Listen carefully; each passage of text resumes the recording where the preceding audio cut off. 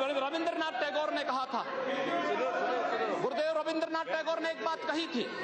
उन्होंने कहा था अगर भारत को समझना है, अगर भारत को समझना है, बैठ जाइए आप, फालतू बात करते हैं महोदय। उन्होंने कहा, गुरुदेव रविंद्रनाथ टैगोर ने एक बात कही थी और उन्होंने कहा था कि अगर भारत को समझना है तो हमें भारतीय अस्मिता को पहचानना पड़ेगा, और भारतीय अस्मिता को पहचानना है तो स्वामी विवेकानंद के बारे में आप जान लीजिए। स्वामी विवेकानंद ने एक बात कही थी कि गर्व से कहो हम हिंदू हैं। स्वामी विवेकानंद ने एक बात कही थी कि गर्व से कहो हम हिंदू हैं। स्वामी विवेकानंद तो सांप्रदायिक नहीं थे, स्वामी विवेकानंद तो किसी पार्टी के नहीं थे। स्वामी विवेकानंद ने तो भारत का प्रतिनिधित्व किया था पूरी दुनिया के अंदर, और दुनिया के अंदर जो हिंदू आज पूरे देश के अंदर, पूरी दुनिया के अंदर अपनी सहिष्णुता के लिए पहचाना जाता था, आज उस हिंदू के साथ किस प्रकार का व्यवहार किया जा रहा है, वह कश्मीर से विस्थापित होता है, उसे कश्मीर से निकाला जाता है।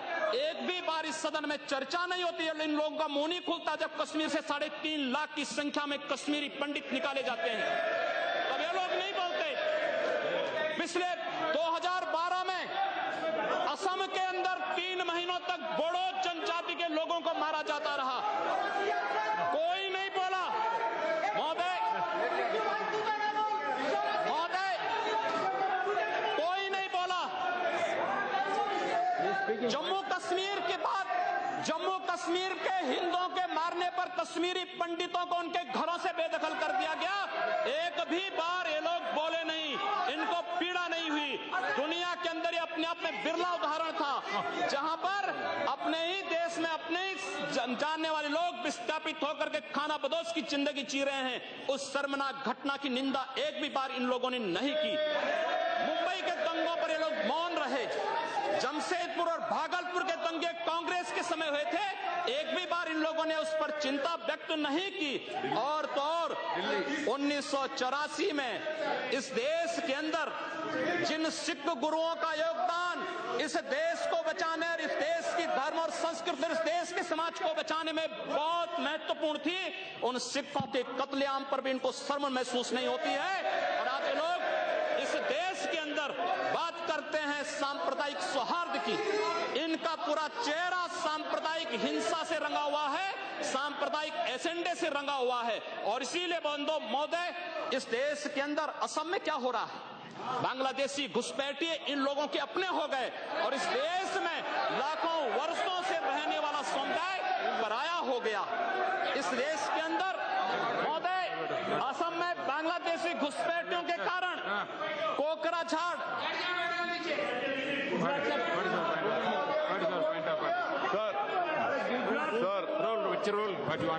Under Rule 376, sir, the honourable member, while giving statement in his speech, he mentioned about communal rights.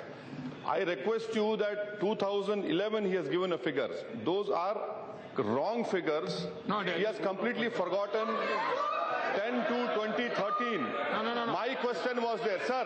You cannot give wrong figures. Gujarat was the highest number followed by Madhya Pradesh.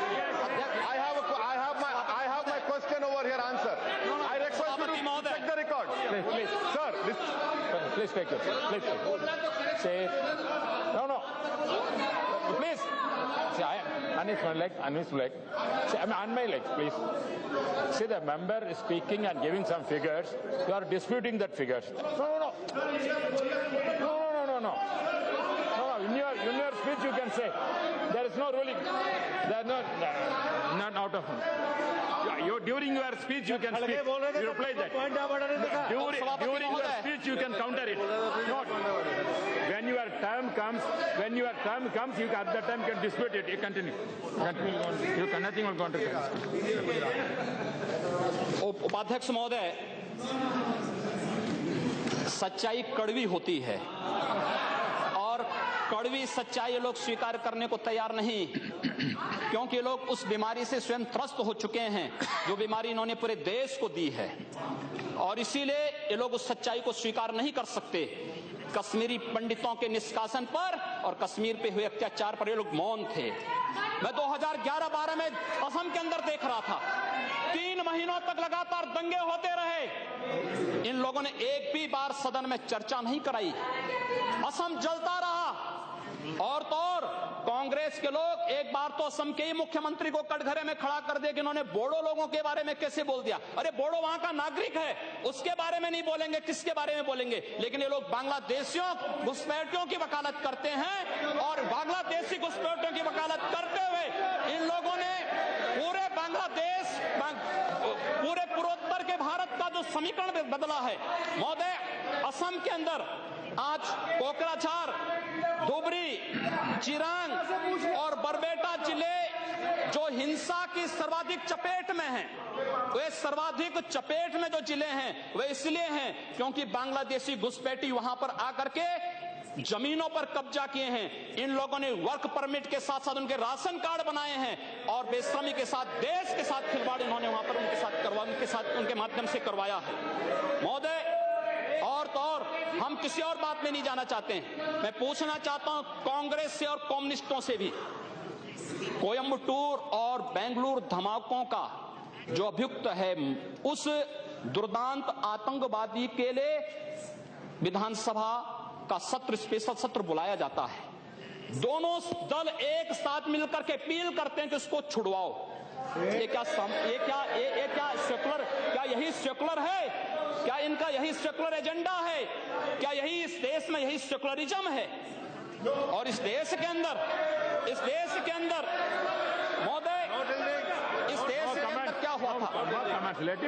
हम भूले नहीं। महोदय, 11 अगस्त 2012 को मुंबई के आजाद मैदान में जो कुछ हुआ, महोदय, आजाद मैदान की घटना क्या थी? आजाद मैदान में रोयांग मुस्लिम जो बर्मा में थे, उनके बीच में और वहां के बौद्धों के बीच में वहां पर हिंसा हुई, दंगे हुए। ये मामला म्यांमार का है, भारत का नहीं। लेकिन म्यांमार की घटना में दंगा कहां होता है? आजाद मैदान मुंबई में। ये लोग मौन रहते हैं, वहां शहीद स्मारक तोड़ा जाता है, पुलिस के जवानों को मारा जाता है, मीडिया कर्मियों को मारा जाता है। उनके साथ साथ पुणे में दंगे हुए, उनके साथ उत्तर प्रदेश के अंदर बरेली में, लखनऊ में, कानपुर में, इलाहाबाद में दंगे हुए। ये लोग मौन रहे, इन लोगों ने कभी उस पर आवाज नहीं लगाई। ये लोग मौन रहे उस घटना पर। ये वही लोग हैं जो आजाद मैदान की घटना पर मौन थे और बाबा रामदेव पे, उन सत्याग्रहियों पर ये लोग रामला मैदान पे लाठी चार्ज करके बेशर्मी के साथ वंदे मातरम का गान करने वाले देशभक्तों पर लाठी चार्ज करते हैं। ये लोग देश के अंदर सांप्रदायिक हिंसा की बात करते हैं। सांप्रदायिक हिंसा किसने फैलाई है? कौन फैला रहा है इस देश के अंदर? कौन इस देश के अंदर सच्चर कमेटी के नाम पर समाज को बांटने का कार्य कर रहा है? इन लोगों ने सांप्रदायिक आधार पर 1947 में देश को बांटा है और आज पुनः देश को बांटने की साजिश के तहत पाकिस्तान के एजेंडे पे ये लोग कार्य कर रहे हैं। और इसलिए महोदय,